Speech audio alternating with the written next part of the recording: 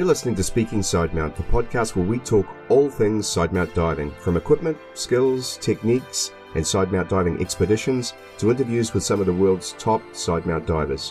Whether you're new to sidemount, been sidemount diving for years, or just want to know more, this is the place for all things sidemount. I'm your host, Steve Davis. Let's get wet.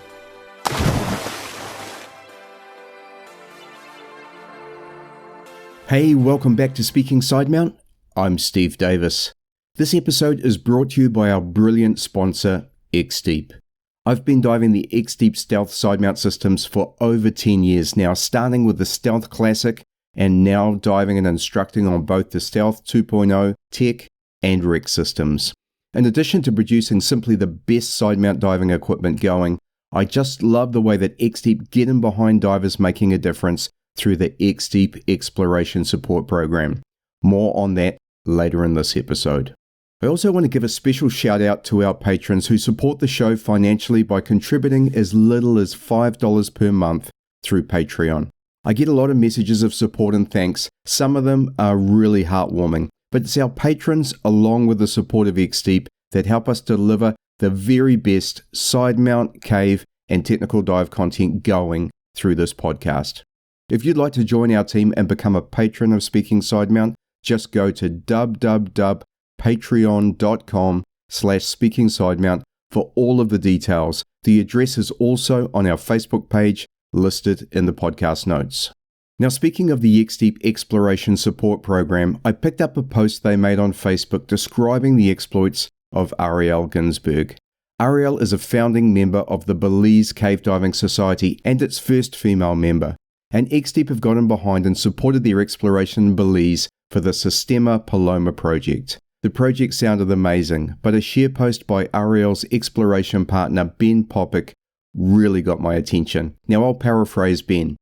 This is my badass cave diving partner and bestie, Arielle, getting the attention and praise she deserves. In the photos below, from the post, you can see her bravely exploring just a couple of the many cenotes we've found together on Ambergris Caye.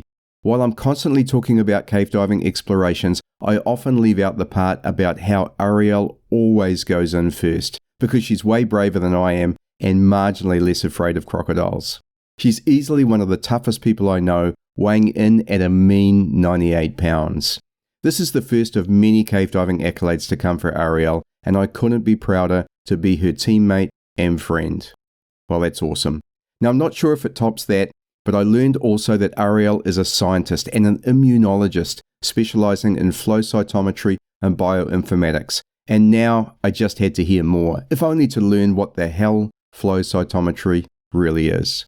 In this episode, Arielle and I discuss how she got into diving, how she melds her scientific work with diving. Arielle shares how she moved to Mexico, fell in love with the caves, and was set on a path to become a cave diver. She tells us about her training and mentoring with Natalie Gibb of Under the Jungle, who was my guest, of course, in episodes 18 and 36, before we get into the amazing exploration of Sistema Paloma in Belize. We each share a heap of stories, including a few on moments in cave diving that, let's politely say, got us somewhat concerned. And we close with Arielle sharing on the support that they've received for the Sistema Paloma project and where they still need some help. All of this and much, much more on this episode of Speaking Sidemount. And we are recording. Hey Arielle, welcome to Speaking Sidemount. Thank you so much. It's an honor to be here. It's awesome to meet you, and we've been Facebook friends for a while, as is our way in diving, but I always get a kick when I can catch up to someone who's out there killing it in sidemount diving and cave diving, and I think you fit that bill. So to get us started, I know, like me, you started diving at a really young age. So tell me a little bit about how you got started in diving. So I always wanted to be a diver. My mom is handicapped. She had polio growing up. So when I was a kid, instead of going, I grew up in the Northeast U.S. So instead of going to the Jersey Shore or Maryland, like a lot of my other friends did, we would do a trip someplace tropical where there was no waves and she could easily get in and out of the water. And I would be snorkeling around and I would see the divers at the bottom, looking at the fish with all of their gear. And I just thought, I want to do that. So when I was 11, I got certified at Dutch Springs which if you're familiar Mm-hmm. Northeast diving, you know that's kind of a rite of passage for any Northeast diver, spending time in Dutch Springs Quarry. Obviously, that start in Dutch Springs. Tell me about the process of going from your beginnings in diving all the way through to becoming what you are now as a cave explorer. So I always loved diving. It was something I did, anytime I had the opportunity. And when I visited Tulum in 2014, I had the opportunity to dive the caverns here just as an open water single tank diver, and just completely fell in love with the cenotes. Seeing the cave guides floating like butterflies in their side mount configuration, I just thought, I don't know what's down here, but I want to be a part of it. And from that point, I started focusing more on technical training. I spent some time doing GUE fundies, side mount, dry suit, and just spending as much time in as varied conditions as I could to improve my diving before I kind of started on the path to cave training. Brilliant. And from there, I started coming down to train with Natalie Gibb at Under the Jungle, and started working on that over the years until I finally moved to Mexico in early 2020. And you did your side mount training with Natalie? Yes. Side mount, cavern, intro, full cave, stage, all the way Under the Jungle. Yeah, and I interviewed Natalie a couple of times, actually. She's been on here herself, and then she did an episode with Vince and with Philip on Somos Los Cenotes. I've met her actually at one of the cave diving sites when I was over last year. It was amazing to do that as well. But, well, she is an amazing diver and instructor, and it must have been awesome to train with her. She's a truly excellent instructor, and she's been an amazing friend and mentor these last few years in Mexico. I consider myself very, very lucky. Yeah, it makes a big difference, doesn't it? One of the things that's interesting to me right now, we're about to launch in a few days, actually, the in-depth side mount issue, which I've been working on with Michael Menduno, and we've just released episode 86, which is Michael and I chatting about that in depth. Well, it's not a GUE magazine per se, it's a GUE property, and they're closely related. So I'm quite interested in your path. You're going through GUE fundies and then coming into side mount diving after that. How did GUE fundies support your diving and get you started in side mount the right way? So the reason I chose to pursue that path in training is because I knew I needed to be much more stable in the water. I saw when I was in Mexico people who could hover motionlessly, turn on a dime, and I knew I needed to acquire those skills in order to become a cave diver. And obviously that all became much more refined during my cave training, but just doing that course gave me a really solid foundation that I could build on in terms of what my goals were and how I might achieve them in terms of increasing my technical abilities in the water. Right. And how did you find it supported you when you went to side mount diving? Was there a crossover of skill sets that you could employ when you did your side mount training? Yeah. So, fundies was the first time I had somebody who said, actually stop right here. I want you to do a helicopter turn over this rock and not move, and go back the other way, and deploy your long hose and bring it back in without losing buoyancy. So starting to think about some of those things that I'd never had as part of training as an open water diver really helped set the stage for things that I would need in technical side mount and cave training. Yeah, brilliant. Now, I know outside of your diving, you're a scientist, and I did a bit of research. Specifically, you're an immunologist specializing in the field of flow cytometry and bioinformatics, and I'm quite proud of myself for even saying that. And I'm sure you've had plenty of fun explaining your work to divers before, but the floor is yours. Tell us a bit about what the hell it is that you do outside of diving. So my background in science is public health. So I was very interested in vaccine research and immunology research, and I fell into a technical area called flow cytometry, which is a very complex lab assay using a machine with complicated fluidics, electronics, and it actually uses a lot of the same principles of pressure and laminar flow that we find in our regulators and rebreathers. And it uses laser power to excite fluorochromes that you have attached to cells or bacteria or particles of interest. In response to that laser power, your cells will emit light of a specific wavelength that's then measured by the flow cytometer. And so by picking out these specific wavelength messages, you're able to decode what's happening in your cells, what chemical messages they're sending out, what your population is made up of. And it's a pretty standard tool in immunology research.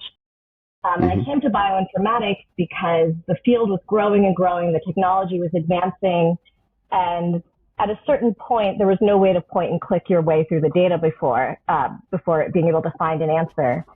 And the field of genomics had been using bioinformatics quite extensively because the data sets were so enormous, but nobody was using it for flow cytometry. So I was one of the first people to kind of make that connection between bioinformatics and flow cytometry. And I'm actually just starting at a startup that marries those two concepts. It is a clinical research organization and a software company that brings the solution of bioinformatics to other immunology researchers out there who might not have the know-how to start writing lines of code and figuring all that out. So we're bringing that solution to them. That's really exciting. And you're able to do this while you're living in Playa del Carmen? Can you work remotely and do this work? Yes, I work remotely and travel to meet with the team or go to conferences and meet with customers. So it's brilliant. A great setup. Excellent. Well, that was outstanding to hear that. I'm sure it went over the top of most people's heads. My background, I used to run a software company myself. I actually joined it as a startup to grow out of New Zealand and into Northern California, ended up living in Silicon Valley for 5 years. And we actually sold into pharmaceutical companies. So it was a solution for complex documentation. And of course, there's a lot of documentation involved in taking a drug from its conception through to delivering it to market. So we had a really good time with that. So I know a little bit about the startup side, not so much about the science, but that's very, very cool. And it is awesome. I mean, a lot of us do what you're doing, which is meld our professional careers together with diving. And diving's amazing. Some people can build careers out of it, but for a lot of people, it's pretty difficult to make coin and get yourself ahead. So having a great career alongside diving can be awesome, particularly if you can do what you're doing and live in a place like Playa and still push your career forward. I know if I lived in Playa, I'd get stuff all work done. I'd be diving most days. And so without giving too much away to your potential employers, how often are you able to get in the water and what sort of diving are you doing locally? Well, I'm in between jobs right now. I'm starting this new role in a full-time capacity in the fall. So right now I'm just diving as much as possible. Before that, it was mostly weekends or, when there was a light day, a couple times a week. So it's a pretty good setup. And, with the startup, it's a lot of flexibility in terms of setting your own schedule. You just need to get the work done. So I'm very lucky in that capacity. Yeah, it is an interesting facet of working in technology. Most of our company, we ended up having about 100 staff when I left. Most of them work remotely and we're all over the States and also back here in New Zealand and a few in Europe as well. So almost everyone was working out of home offices. And you're right. I mean, you're not watching the clock on any of your staff. It's really get the job done, judge people on results and give them the time and space to be able to do what they need to do. And of course, one thing that strikes me, because I've been through this experience myself, is when you get a time where you can focus on your diving, you make dramatic leaps forward in terms of your skill set and your comfort in the water. I mean, how has that worked for you since you've been in Playa working on your diving? It's been fantastic. I mean, I'm so lucky that the community here is some of the best divers and diving instructors in the world, and I get to learn so much from the people I dive with. And this summer, this period of a couple of months of not working, I'm focusing on rebreather training and just getting hours in the water, which is a tool I'd wanted to add to my skill set for a while, but it didn't really make sense to just take that week off of work and do the course and not have the time to just repeat with the skills and, just focusing on learning the machine and getting comfortable with it. And so this summer break, these few months I have off, is the perfect opportunity for doing that. Yeah, and you told me off mic that you've done both JJ training and Sidewinder training, and two amazing rebreathers, by the way. I mean, I think if I was going to dive back mount, which is just quietly never going to happen, but if I was going to do that, the JJ would be certainly near the top of my list. I'm a Mod 2 Sidewinder diver now, having been in Mexico last year with Patrick Woodman, so I'd love that experience and love that unit and dive it all over the place. I do crazy crap like dive it from boats and shipwrecks and stuff that you won't see that many other people doing. Absolutely love that rebreather. I don't have a lot of experience outside of that with others, so I'm quite curious on why the two different models of rebreather and what have you learned and what do you hope to achieve, and also how would you contrast the two? Yeah, so I wanted to do training on both. Like I said, I am part of a community of exceptionally well-educated instructors and divers. And from what I've learned over the past few years, the JJ and the Sidewinder seem to be the tools of choice for the people that I dive with. And obviously they're very, very different. One is an electronic CCR, one is a very manual CCR, one is back mount, one is side mount. And because I had opportunity to excellent instruction for both of those units, I thought I would compare and contrast. Going into it, I knew that the Sidewinder would be my tool of choice just based on the type of diving that I do most of the time.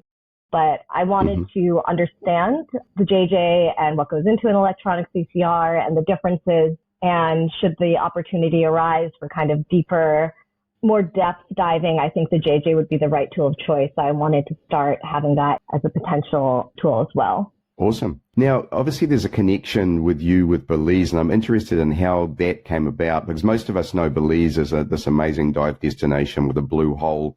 And I only learned actually quite recently through chatting with Brian Kaycook and Becky Kagan-Schott that it was actually caves there. So before that, I wasn't aware of anything apart from obviously the blue hole itself as a massive sinkhole. So tell us a bit about your connection with Belize and how you came to be exploring there. It's a really funny story, actually. So during this time, I told you in 2014, I went to Tulum, I discovered the caverns and decided, all right, I'm going to become a cave diver. And I just started diving a lot more. And a friend of mine from college saw that I was posting these photos of diving more and more on my social media. And he sent me a message and said, hey, if you ever want to come to Belize, my wife and I live here, you're welcome to come. And I said, don't write checks you can't cash because I will get on a plane and I will come down there. And I did. Brilliant. And this is Ben Popick, who became my exploration partner. And during these conversations before I arrived, he asked me, are you by any chance a cave diver? And I said, no, but I'm on the path to becoming one. And he had just gotten certified through Belize Diving Services with Chip Peterson and Mick McAuliffe. And so, I think he told me recently that was the first time he'd ever asked that question and gotten a positive answer. And so, I was in Mexico working on my full cave training, and he and Mick had been asked to check out a cenote on the north side of the island of Ambergris Caye. And a friend who was building a property there said they kept putting pipe into this hole and it just kept going and going. And so he asked them to go and look at it, and it turned out to be a cave. Shortly after that, the pandemic shut everything down. Mick went back to Australia. And so when things started to open up again, he asked me, hey, do you want to come check out this cave with me? And I said, yes, of course, I would love to. And that was in early 2021. And since then, we have amassed a ton of exploration dives. He's done a ton on his own. Mick has come back and done significant work as well. And I've become, through the community that he built, being a business owner in Belize for the last 13 years, a real part of the community and built a very strong connection to San Pedro in Belize. Awesome. Obviously, you've gone relatively quickly from full cave training into cave exploration, and generally there's a bit of a jump, but tell us a bit about how you went from just becoming a relatively new cave diver to going straight into exploration projects. Sure. So when I went down there, I'd had my full cave for about a year. And, the beginning of that was the pandemic, and the woman that I did my cave training with, she and I were kind of locked down here in Mexico and just took every opportunity we could to dive as much as possible. And this is when the realization that I lived in Mexico hadn't quite hit me yet. And I was diving every day, usually 2 dives a day, just burning myself out completely on the beautiful caves here. So I amassed quite a bit of experience pretty quickly. And, when we first started exploring, it was, I would say, very baby exploration. When I went down there, he and Mick had put about 600 feet of line in this cave, and we pushed it a few hundred feet more, kind of in 2 directions. And we were just getting comfortable using survey device, the MNEMO, with laying line, with the environment of this cave, which is very silty and very dark. So we really progressed quite slowly with the exploration, and then sort of built up our skill set from there. It wasn't until probably mid to late 2022 when I finished my multi-stage DPV diving back here in Mexico and spent quite a while, diving the caves here and adding the DPV to my skill set that we were actually able to start to make some real progress and lay quite a bit of line in this cave. Brilliant. And this is Project Sistema Paloma. So you've just come back from the NSS conference talking about it, so I'm sure this should be quite easy. But tell us about the project, how it started and what you're doing. Yeah, so like I said, it was started with Shannon McMicallef and Ben's initial dive in 2019, towards the end of 2019, where they found the first entrance. And we pushed that entrance quite extensively over the next year. I had the pleasure of bringing Natalie down in late 2021 and relayed quite a bit of line with her. And we had really pushed the limits of what we could do from this one entrance. And we kept having dive after dive where we were sort of walling out and not really finding anything going. And we decided, hey, we have some other entrances we need to check out. Why don't we go do that? And the first entrance we checked after that actually ended up being Huge Going Cave. And within a few weeks, we had connected back to our original entrance. At this point, we have 4 proven entrances with 2 others likely, but we haven't actually gone in the holes and checked them. There's a lot of debris, but we know from the survey that these holes are directly over where our lines are. We have almost 9 miles or 14 kilometers of line laid in these caves. Our farthest end of line is 5,000 feet or 1,500 meters. So that was part of the reason why I thought, okay, now is the time to start rebreather training. So when you get out to those distances, being on open circuit becomes quite cumbersome. We're already hauling 4 or 5 tanks, staging them along the line. And from a safety perspective, I wanted to move to rebreather to continue to push farther distances. But it's really exciting. It's still going. We have 2 friends in Belize who, through this project, have kind of seen our progression and gotten really excited about cave diving and come up to Mexico to get their certification. So it's been an amazing thing to be a part of. And it's still going. And I look forward to going back with the Sidewinder and seeing what opportunities that presents.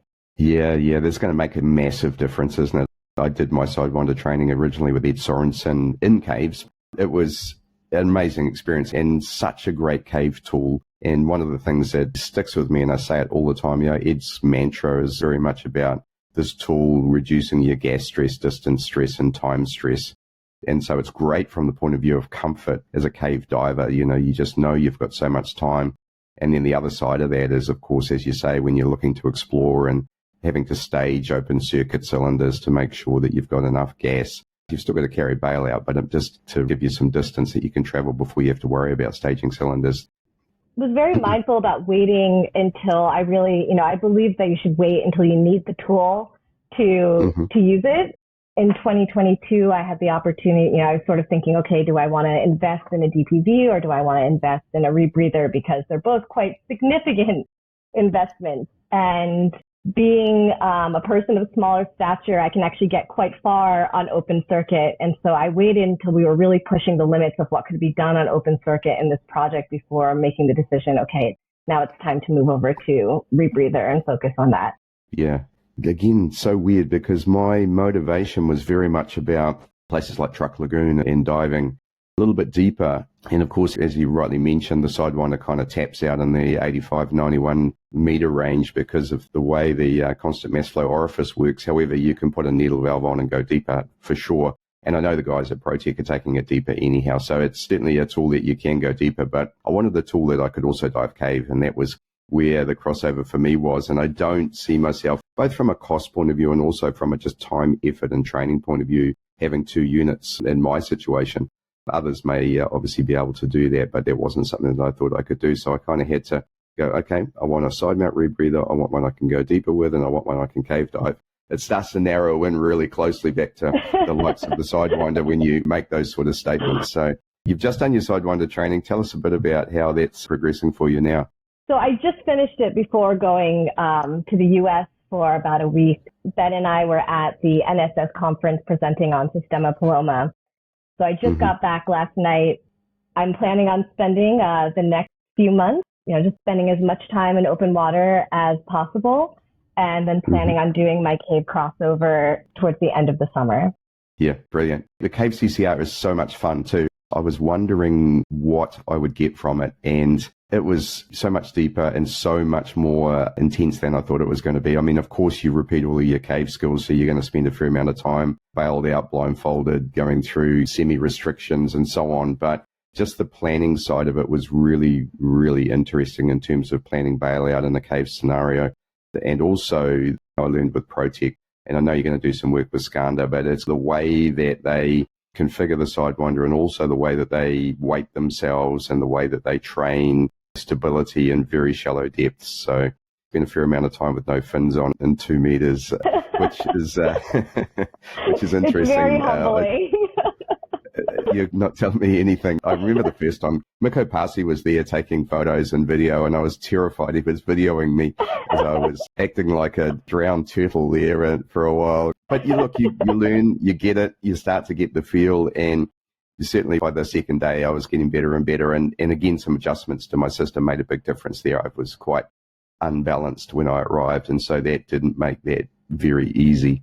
And so once I made a few adjustments, I spoke to Jake a little bit about it as well, Jake Bullman, and then, because Jake's the master of no fins training, of course, as well. So once Patrick was out of earshot, I went and said, hey, Jake, I need some help. And we had a brief but very telling chat about what I could do to improve for the next day. And I did. It was a lot of fun, and I so enjoyed it, even though it was pretty intense. So you got something to look forward to there. I was very prepared. So I did my course with Skanda before heading to the U.S., and I was mentally very prepared to have my ass handed to me, especially when we were practicing verticals. It's just very, very humbling. You feel like you're a new diver all over again. Yeah. And I'll be doing my cave crossover with Jake, so maybe I'll pick up some more tips from the no fins. But in my house here in Playa, we have a shallow pool, so I plan on spending many hours out in the pool practicing my no fins. You'll have no problems then. And that's really the key. I mean, anything like that you want to perfect, you just have to practice it. You have to learn, get someone to show you the right way of doing things, because it's important to practice the right way rather than practicing the wrong thing. But once you've been shown, then it's just a matter of your brain and body connecting to understand what it is that's going on. And again, the weighting is so important, because the less gas you have in your system, the better. You've got to manage the 3 gas spaces if you're using your wing as well as your dry suit and as well as your loop. It's a bit of a mind puzzle to get through. But I mean, the whole point of it is to improve your diving and to give you the ability to be absolutely motionless in a rebreather at shallow depths. And of course, once you go a bit deeper, everything gets easier. Once you put your fins back on, everything gets easier. So, yeah, I'm a very big believer in practicing, ingraining that muscle memory. There was a very funny incident. A friend and I had gone for a dive, and we'd both been stage divers for a while, and we decided to practice some drills, do a tank swap at the end of the dive, and we go to do it, and it was just a mess. It was a mess. And so the next day we were like, all right, we went to another cenote with a big cavern area, and we just spent 3 hours practicing those drills over and over and over and over again. So I'm a very big believer that no matter how far you progress, practicing those basic skills and keeping them sharp, so that, I had an incident in Sistema Palomas in one of our entrances, and this was completely on me. It was probably my second day there, and I was waiting at the line for Ben to finish a survey, and the second stage of my long hose just popped off and started shooting bubbles everywhere. And before I had even realized what was happening, my hand was shutting down the tank before I could even think about what I should do. And it's just because of those endless valve drills that I did during training and afterwards to keep that muscle memory fresh. So I'm a very big believer in that. Yeah, 100%. Because you only maintain what you practice. And it is a big lesson I think, for all divers, particularly as you get into more technical diving, is if you don't practice the skills, if you don't constantly give yourself something to train on and work on, then those skills degrade, and then it's not there when you need it. And so the whole point of all of this is that if you do have a problem, the skill is there, and you're only as good as the skill that you've practiced and practiced and practiced. So in addition to that, second stage explosion, I also had a really interesting incident during this exploration where I got lost in a pocket. So the entrance to this cave, these caves are very tannic. The water is blood red, very limited visibility on the surface. You can get within 2 meters of the surface and it's still pitch black. You really can't see the sun until you're almost about to break the surface. And Ben and I were going for a dive together, but with separate missions. So he descended and he went off, and, I have my 4 tanks, my O2, 2 scooters, all of this stuff on me. And this cenote that we were entering in is a round cenote. And the way we have set up the line is that it's running at 10 feet around about a quarter of the cenote. So you can drop down at any point on this side of the wall and find the line, clip off your O2 and go. And I descended and swimming along looking for the line and realized I can't find it. I must have overshot it. So I thought, okay, let me just surface and try again. I have all this stuff on me. I probably just got a little turned around. And I go to surface and there is a rock ceiling over my head. And, I turn around in a full 360-degree circle and there's just rock on all sides. And somehow I have swum into this pocket, that feeling of being in an overhead environment with no line is not a good feeling. And I had so much gas and so many lights. I knew time wasn't a problem, but it still takes a moment of being like, oh shit, okay. So I knew that once you get into the cave, it's a huge open room with very good visibility. So I was like, okay, maybe I can just descend into the cave from here. So I float down to the bottom of this hole and I make a 360-degree turn, and it's just silt hitting rock all around. There's no place to tie off to for a lost line. It's just kind of smooth walls. And so I did a slow spiral. And again, the visibility is terrible. You can barely see your hand in front of your face. And so I just did a very slow spiral around the edges of this pocket, knowing that I was on the southeast side of the cenote and that the open water would be northwest, until I got to a black hole that went northwest, and I went through it and then was back out in open water. And the whole thing was probably only 3 or 4 minutes, but it was a very sobering experience and a real lesson in not taking open water for granted. And so after that, every time we went in that hole, I ran a line from the surface down to 10 feet. Yeah, it's so interesting, isn't it? And look, let's be blunt, people have perished in similar situations. Long time ago in Australia, the shaft accident in the 1970s was I won't say similar, but it was a situation where they thought they were in open water, but they found they had a ceiling and they didn't find their way out. Much larger space, and a long time ago, a long time before a lot of the cave processes and procedures and training that we have now. I'm sure they weren't trained cave divers, but it can be a really bad and, as you say, a very sobering experience. And congratulations for keeping a cool head and figuring your way out of it. Well, the embarrassment of dying in 10 feet next to open water really does a lot for your will to survive. Yeah, number one, you're motivated, obviously, but number two, I remember talking to Richard Harris about that, and his statement to me is, you can learn to like that feeling of, okay, I've got a problem to solve here. It's a bit of drama. Like, you weren't in trouble, as you said, because you had tons of gas and you had plenty of light, so you had time. And again, the Sidewinder gives you so much time. I'll tell a story about that in a moment too. But this feeling of just saying, okay, it's a problem to solve. That's all I've got to do is solve this problem. Being stuck in restrictions is another example of that. I'm stuck right now. Got to chill yourself out, get yourself settled, and then go, okay, how do I solve this problem? I've told this story a while ago. It's a bit of a Sidewinder story. Recently in Tank Cave, we went to the end of F6 line, which is 400 meters into the cave, I think maybe 5. And there's quite a narrow little tunnel that goes to the left off of that, and then it goes to a vertical sandwich restriction about 4 meters vertical up from the depth that we're at about 15, 16 meters there. So it's going up to about 8 meters at the top, something like that. And it was quite narrow, and I managed to wiggle my way through it. My buddy, which was Grant Pierce, was at the bottom, and I had Robin Cuesta from Sulawesi with me, one of my guests on the show too. So it was one of these awesome dives where you dive with people that you know. And so I went through fairly easily. Robin was diving a Triton chest mount rebreather, so he didn't get through. No, I won't go on about that. Anyway, he got stuck, so he had to come out. And I was at the top waiting for these guys to come up, and they didn't come. And so I'm there for 5 minutes looking down, wondering if they're going to come. And they didn't.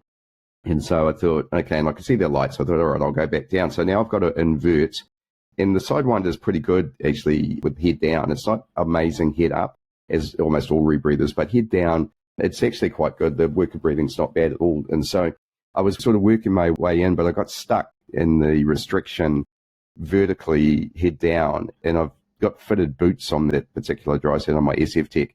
And so I had gas up in my feet trying to pull me in the opposite direction to which I wanted to go. And so not only was I stuck, but I was kind of having trouble moving to like figure out where I needed to go. And so let's call it, I got quite uncomfortable at that point. So I backed my way back out and and then just hung up there for a while. And then the guys still weren't coming.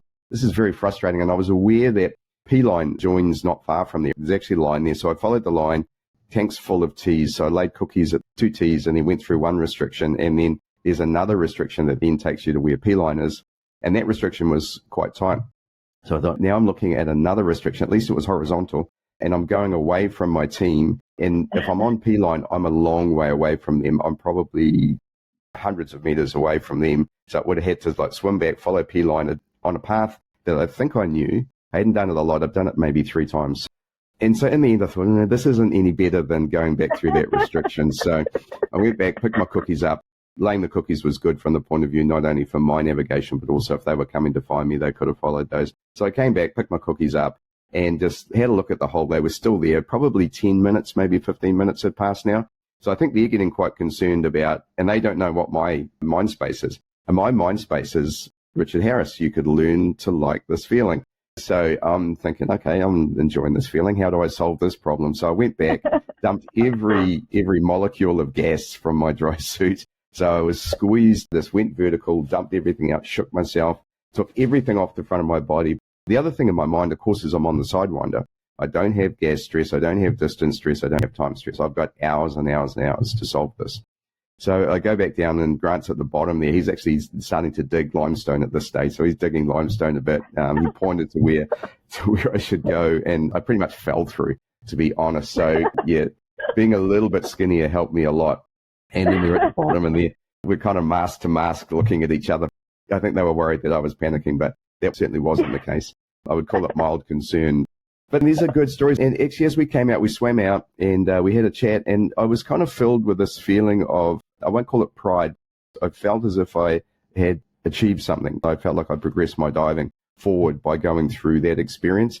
And I wonder whether you feel the same way. I mean, having been through that experience now of getting lost, losing the line, having to figure out the problem, that now is part of your comfort, part of your tool set, part of your knowledge that you can carry forward with your diving and exploration. For sure. And exploration has given me a lot of these experiences, you know, in places where no one's been before. The visibility is horrible. And we had a really cool thing happen. So Thomas Eilif is one of the people that had explored in this area before, you know, looking for biological samples back in the 1984, I believe. And we had been looking for his original entrance and his line over these last few years. And in April, when I was down there with Ben, we hiked into the jungle and we went into this hole we've been meaning to check out for a while. And we get about half an hour in and we see a line off in the distance. And, you know, we're sort of thinking, is this one of our westernmost lines? We're kind of too far away from that. And we get closer and we see that the line has duct tape distance markers on it. And we realize that it is not our line and that it is Thomas's line, which was so cool. And, you know, the next day I went back and surveyed to the end of it, and it very quickly changed from rocky tunnel to, I can only describe it like orange cotton candy. So these caves are very sulfuric. Wow. And there's a lot of really crazy bacteria and bacterial formation. So every surface is covered in this orange fluffy bacteria. And Thomas had very generously sent us his journal entry from that dive when we told him that we found his line. And he describes this bacteria, you know, and he says he's never seen anything like it before. So I get out there and I see this beautiful, beautiful orange, like Willy Wonka landscape. And I start laying line through it because the cave goes. And very quickly, I realize why Thomas has chosen to end his line there, because this bacteria is so dense and slow moving. It's not even your bubbles. Just as soon as you touch any surface, it's like somebody has thrown orange paint in your face. And after about 2 or 3 tie-offs, I say, okay, screw this. This is not fun. I'm heading back out. And, when I was talking to Thomas later that day, he was like, oh, you found the orange bacteria and you lived to tell about it. I was like, yes, we'll not be going back there. So I think one of the things that exploration has taught me, in addition to, being able to solve problems like, okay, I can't see, that's fine. I know how to end my line. I can survey out. It's no problem. I've got plenty of time. But also to listen to that voice that says, there's no reason to be here. There is nothing worth pushing for. As soon as I have that moment of discomfort, I will be the first to go home. That's something that I think has been very, very helpful and will continue to be a muscle that I flex and develop over the years to come as well. Yeah, it's a healthy way of cave diving, I believe, because, everyone has their own comfort level, and this is probably more of a male trait if you want to, look at it that way. Like, I try and emphasize to people that you're not there to impress anybody. You're not there to be the bravest. In fact, quite the opposite. You really want to listen to that voice of, if you're not comfortable, it's time to turn around. Another little story, we've got some very new cave divers that we're bringing from New Zealand to Australia, and we were diving the Pines Cave there, and it was our first checkout dive on arrival on a 1-week trip to cave dive there. And Pines it's a fairly easy cave, but there's lots of little tunnels and this kind of little playground that's at the cave level. So that's the equivalent of intro to cave, TDI parlance, if people understand that. This is training with the CDAA, the Cave Diving Association there. And we were swimming in, and we had one of our new guys was laying line, and I was following him. I wasn't 100% enamored with his line laying. The line was really slack, and so that was creating issues in itself. Plus there were line traps, and he had gone ahead of me. I had 2 options. I could stay with him and keep going in on this, what I thought was bad line, or I turned around, and we were only maybe 20, 30 meters in. And I turned around, came out and said, hey, I'm not happy with that, and just stopped the other guys. And in the end, we had to sort of wait for him to come out, and he was happy as he was having a great time. And in my mind, a little bit overconfident, given what he had done there. And so we got out of the water. One of the guys was a bit pissed off. He actually had a bit of a scare, so he came out and got out of the water. And then we just sat down and chatted to each other and said, okay, from start to finish, let's list all of the things that we got wrong today, starting with briefing our dive. Where are we going to go? The line laying, the team contact. The list was endless.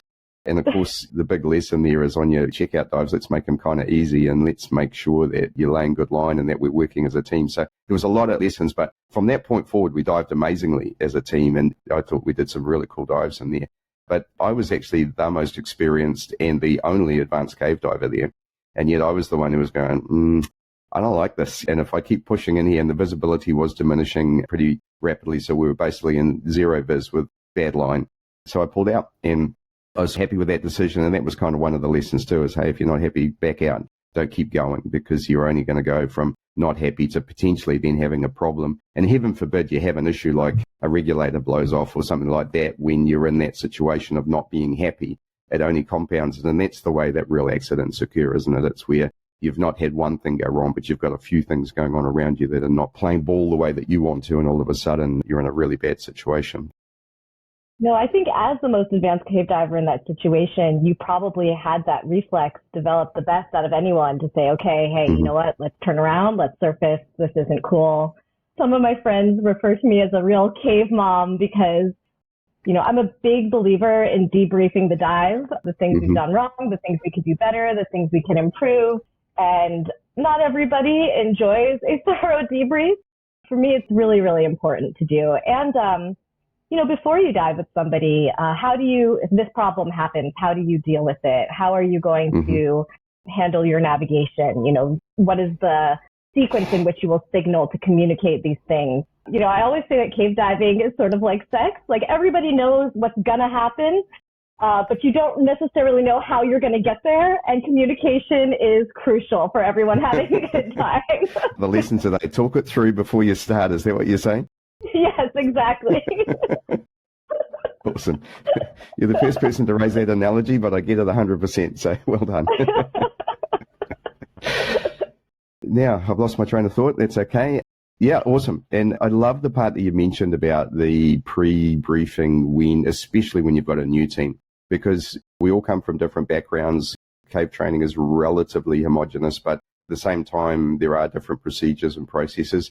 I know training with Patrick, I learned new things that I don't believe I had covered before, or if I did my initial training quite a long time ago now, so 10 years ago, so maybe I forgot, but I learned some things doing CCR Cave. I thought, gee, I don't think I've done that before.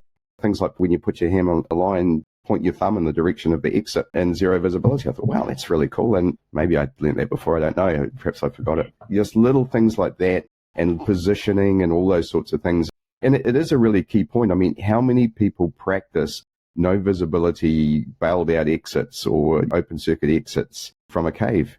Yeah. I love your point about we screwed up a drill, so we went and practiced it. I honestly believe we should, in a safe way, take a blackout mask with you sometimes and just say, okay, you're going to be safety diver. You and I are going to be a team, and let's get out of here blindfolded and take turns at doing a bit of blindfold gas sharing. I do quite a lot of gas sharing through the side mount training that I teach, but not so much in the cave. I'm not a cave instructor.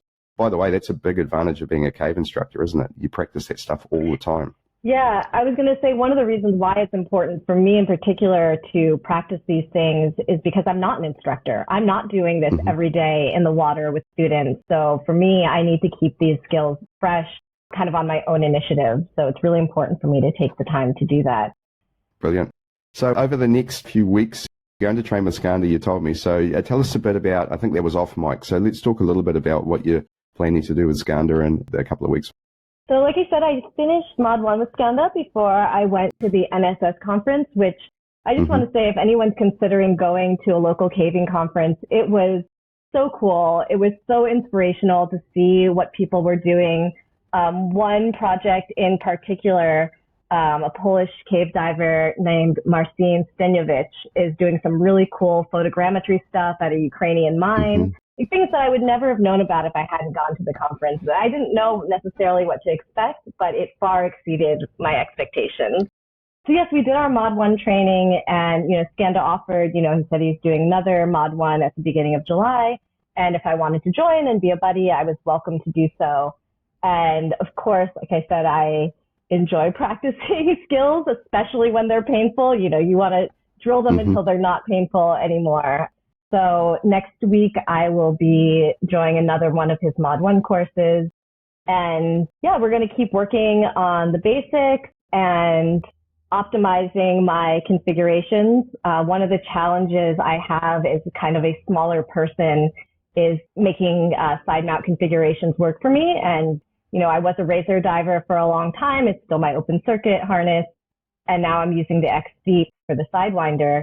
It just takes a lot of tweaking, especially when you're somebody who gets cold easily and you have fluffy undergarments, to get everything set up nicely so that it all sits nicely and that you can access everything you need to. So yeah, we're going to focus on kind of the next level, like fine tuning everything and refining it so it's all easy to access, because right now I cannot access my butt D-ring to clip stuff off, which is pretty important for exploration, to be able to access your reels and tools. Yeah. A lot of people have that problem. I mean, I use my square attachments quite a lot for that reason. And for me, it's not only reaching back there, but it's also I've got a shoulder issue on my right shoulder. So trying to get my shoulder to go backwards is a bit of a problem. So I do use those drop attachments quite a bit. But you want to go right back to the butt D-ring, which is even further around. We'll see. What the nice thing about side mount is, you find the solution that works for you. So we get to try a bunch of different things and see what works best. Yep. And those guys have definitely dialed the Sidewinder into the nth degree now. And do you use a tech wing or a rec wing on your stealth? I use the rec wing. Yeah. The tech wing would wrap around me like a sleeping bag. Yeah, actually, I've started using the rec wing as well, and I really like it. And the truth is, you don't need 19 kilos of lift for most of the cave diving. You don't. In fact, I'm going to say it right now, you don't need 19 kilos of lift, even for stage decompression dives, in my opinion. I mean, 13 kilos is tons. And when you think it's just a buoyancy compensator, it's not there to be inflated from the beginning of the dive and then super inflated the depth. I mean, if you're diving a dry suit, then there's a little bit of compression to take care of, but 13 kilos should be plenty for just about any diving. So if it fits you better. I was definitely pushing the limits of the wing in Belize, going down with 5 tanks, two scooters. The OPV was screaming at me. But that's part of the reason why I'm going to keep the Razor for open circuit. If I ever need to do big dives in open circuit, it's got all the lifts you could need. And then with the Sidewinder, 2 or 3 bailout tanks is the max I would see. And that's well within the range of comfortable inflation for the wrecking. 2 11-litre or 80 cubic foot aluminium cylinders. I mean, you've got a massive amount of gas there. And I had that experience. I had a bailout in the monkey dust 40 minutes into the cave swimming and bailed out. I think I got back with like 165 bar in each side mount cylinder because I hadn't used almost any on the way in. So it was super comfortable. And it's one of the great things about it in terms of bailing out is, you've got all of the gas that you came into the cave with on the way out. You haven't used any virtually on the way in. So it was super easy. I keep telling this story. I mean, I wanted to carry on with the dive because I was effectively in side mount, but we didn't. So I had to sit in that beautiful area. Have you been to Monkey Dust? It's a beautiful, beautiful cave, yes. I love that. I'd go back there anytime. I even like the walk-in. I carried everyone's cylinders out. I like working out. So I thought, okay, I'm sitting here and I'm going to carry everyone's cylinders out today. So I managed so what you're saying is I should go back to Monkey Dust with you, is what you're saying. Oh, if you want your cylinders carried, 100%. But I managed to cut it down, and they told me it was a 5-minute walk, and I think I got it down under 3 minutes carrying cylinders. By the time I got to about the 5th one, I thought, I wonder how fast I can do this without falling over. So it was cool. Loved it. I can almost remember the path now and all the shortcuts you can take. So funny. I'm glad you didn't hurt yourself. I think particularly down here, one of the most dangerous parts of cave diving is not the dive, it's the before and after. There was one time with Skanda, we were in a cave, we were swapping out some flow meters for Dr. Patricia Beddoes, and Skanda had gotten out of the water and headed up, and something had fallen into the water. I don't remember what it was. And I was like, oh, no, he was in a Sidewinder. I was open circuit. I was like, go ahead up. I'll just dive down and grab it for you. And when I jumped into the water, my foot got stuck between 2 rocks. So it kind of levered me forward. So I was then face down in the water with my foot in this rock crack above and behind me. And again, the fear of embarrassment really motivates the will to live. So I kind of rolled on my side and was like, Skanda! So your foot was seriously jammed in? Yes, no, there was no way. And also because it was behind and above the level of my head, there was no way for me to lift it out. He had to really wiggle it out of there. I was just thinking, like, if I was here by myself, this would be bad. I would be here for many hours. Wow. Trying to lift your head out of the water for a breath every now and again. That doesn't sound like fun. Yeah, and you're quite right about, it's things that you don't even think about as well. I know I did my full cave training at Cave del Agua in Spain, and it is a terrifying walk. I want to say walk, but you've got to go down this very, very steep path on a bank. And I know my poor training buddy was in a twin set, and I was terrified for him every day as he was going down, let alone carrying the side mount cylinders down. Again, Tom Steiner, my instructor, had a sore back at the time, so I was carrying his cylinders up and down, another cylinder carrying story. But yeah, that was terrifying. And we were super conscious of the fact that the most dangerous thing we're going to do today is you're going up and down this damn bank, let alone the cave diving. So yeah. And I say that a lot too. I mean, the thing that terrifies me the most about going to a cave site is the drive to get there. I feel like I have the other part of the equation under control, but the roads terrify me as well. I think statistically, driving is much more dangerous than cave diving. Yeah, exactly. Even rebreather cave diving, right? Yeah. Well, look, very, very cool. What else can we cover? I guess the one thing I wanted to add, for Sistema Paloma, it's really changed the way people think about the caves in Belize or the underwater caves. I'm sure you're familiar with Giant Cave and Winter Wonderland, these huge sea caves. But up until 2016, the caves on Ambergris Caye that were explored, like I said, by Mick McAuliffe. I know Steve Bogarts did some exploration there, and Nemesis.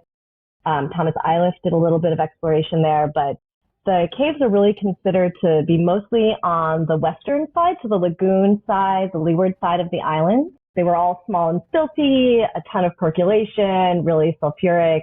And it was kind of accepted that that's what the caves were like here. And one of the really cool things about Sistema Paloma is that we're seeing something very, very different. We're seeing some very highly decorated sections with huge formations. We're seeing giant, subway tunnel sized passages. It's still very sulfuric, as evidenced by the way we're burning through depth sensors on the Nemos. Sebastian Keister has been such an awesome supporter. He'll spend an hour on the phone with us, FaceTime, troubleshooting everything, overnighting a new Nemo to us when one depth sensor craps out. So that's so cool. It's really cool, and I'm really excited to see what the next few years bring with this project as well. And it raises something for me, the equipment side, because I know the X-Deep Exploration Support Program is supporting you guys as well. And it may or may not know they're massive supporters of me personally and sponsor this podcast. So I just love the way they get behind divers that are trying to make a difference. And of course, I know that they know that this kind of enterprise is really, really difficult financially. Tell us a bit about the support that you've received from X-Deep and others in terms of the project that you're working on. Sure. I think other people on this podcast have said this. Exploration is not really, even when you get support, it's still a very financially committed endeavor. Belize is not particularly inexpensive when compared to Mexico. We pay a lot more for gas there. And especially at the beginning, I believe Diving Services left Key Cocker, there was no technical support. So I was actually bringing down 40s of O2 just so we could do these dives. So X-Deep has been really great. They have given me a harness and provided a lot of social media support, such that when I got to the MSS conference, a lot of people had heard about the project already. DiveRight's been very generous in giving us pricing for all the line that we're using. And honestly, most of the support has come from the local community. And I attribute that so much to the relationship that my exploration partner, Ben, built in that community for being there for so long. We needed something, and there was somebody there to help us figure out how to do it or how to get it. We had a problem with electronics. There was a local electrician who could fix the issue that morning. And just the excitement, too, when we first made that connection from our second entrance to the initial eastern area of exploration, before we'd even cut, our exploration site is like 20 miles north, about an hour. We have to drive up in golf carts. We use carryalls, which are kind of like the ATV version of a golf cart. And it's about 45 minutes in the ATV, about an hour and a half in a regular golf cart. By the time we gotten out of the water and come back down, people were stopping us as we drove by and saying, "Oh, I heard you made the connection. Congratulations, congratulations." And it's a really wonderful feeling to have people be really excited about something that, usually I have to corner people to talk to them about cave diving unless they're another cave diver. In that way, it's been a very wonderful experience. And we had a lot of support from the local community, particularly from Sandbar, our friend Brittany O'Daniel, from Chuck and Robbie's Dive Shop, which is the open water shop that we dive with a lot when we're doing ocean stuff. The owners, Chuck and Robbie, are wonderful people. We have a reg problem. We bring it in. They fix it. We need a ladder. Robbie dug one out and let us take it up north with him to do God knows what with, So we've had a lot of really wonderful community support. And I am, at this point in time, trolling for more more official sponsorship because we just, excellent. We can't keep going. And, there's so much to be done here. We can't do it all ourselves. Sure. And so what are you looking for? Well, I've written to Seacraft to ask them if they'd be willing to sponsor us because, like I said, there's big caves. We need good, reliable scooters. And one of the things that I love about the Seacraft is its weight. Like I said, I'm a smaller person, so just being able to easily carry a scooter to and from the dive site is a really big thing for me. And that's one of the great things about the Seacraft. And they're just, I have one that I haul back and forth to and from Belize for these expeditions, and it's so reliable. We have beaten the crap out of that thing, and it just keeps on going. It is never flooded. It's remarkable how how robust it is to maybe slightly abusive. Yeah, well, if anyone from Seacraft is listening, this sounds like a great project to support. And so I wish you good luck with that. And certainly, I mean, one of the big things about sponsorship is making sure that the sponsors get enough exposure. And I think given that the reason that I knew of you was because of what you were doing through social media and so on, I think the promotion of good product like that, I'm sure your project would be one worthy of their support. So good luck with that. I appreciate it, Steve. Thank you. Yeah. Here's a sad story. I just finished a 60-meter ocean dive and I lost my scooter. Oh, no. And I had mine trimmed pretty neutral. So it drifted away. The viz was quite good that day, maybe 20 meters. While I was loading my 3 cylinders up from diving the Sidewinder, looked for my scooter and it was gone. So somehow I unclipped it and it's drifted off into the blue. Maybe sometime it'll be found. If anyone's got a spare scooter, I'm now looking for one, but it's gone. Like every time you screw up like this, you think back and you go, what did I do? And I know when it probably came unclipped was when I was taking some of my gear off around my crotch strap there. And I even had the thought process of, shall I clip this to my shoulder D-ring at the same time? And I thought, it's just going to get in the way as I was taking my cylinders off. So anyhow, valuable lesson. And Steve's in the market for a new scooter as well. Never mind. Well, Arielle, it's been absolutely amazing catching up with you. I've loved chatting. I've enjoyed some of the humor as well and absolutely loved hearing about your projects in Belize. And I wish you all the best with that and all the best with your future training endeavors on the Sidewinder. And thanks so much for joining me and sharing about what you're doing. Thank you. Thank you so much for the invitation. You know, I've been listening to your podcast for a long time, and it was such an honor to be invited to speak and talk with you. And, you know, I remember when I first moved to Mexico, I think Tamara May had recently been a guest on the podcast, and I just listened to it. And then I met her out at dinner one night, and I was like, I just want to be like her and like Natalie and grow up to be a badass woman cave diver. And so this is really special for me. I think you're well on the way, if not there already, listening to your stories and so on. So that's awesome. And listen, they are amazing women and great role models as well. I mean, if you want to follow someone, who else would you want to follow than them? Actually, I met Tamara. She was at the OzTech conference in Australia when I was there. Amazing person and great to meet her. And Natalie, we kind of bumped into each other. She was looking up into the sun. She didn't even recognize me. So it was kind of a bit bizarre as I'm trying to say, hey, hello. And then I saw her a couple of times at Project. The problem with being short is you're always looking up into the sun, trying to see that people. Hey, thanks so much for joining me. I hope you enjoyed this episode as much as I did making it. It was amazing to meet Arielle and learn more about Sistema Paloma, about cave diving in Belize, and also about how she melds together her scientific career with diving. Awesome episode. I'm really pleased to make it. Thanks again to XDeep for their support. It means so much to this podcast, as does the support of all of the patrons of Speaking Sidemount. Thanks again to Arielle for joining us. Thank you to you for listening, and I'll catch you in the next episode. You've been listening to Speaking Sidemount from www.sidemountpros.com. If you like the podcast and would like to support the show, then why not become a patron of Speaking Sidemount? For as little as $5 per month, you can become a part of the Speaking Sidemount team, get exclusive early access to all of the episodes, and help us to deliver the very best Sidemount, cave, and technical dive content available. Just go to www.patreon.com/speakingsidemount for all of the details. The address is also on our Facebook page, listed in the podcast notes. Thanks again, and we look forward to you joining us for our next episode of Speaking Sidemount.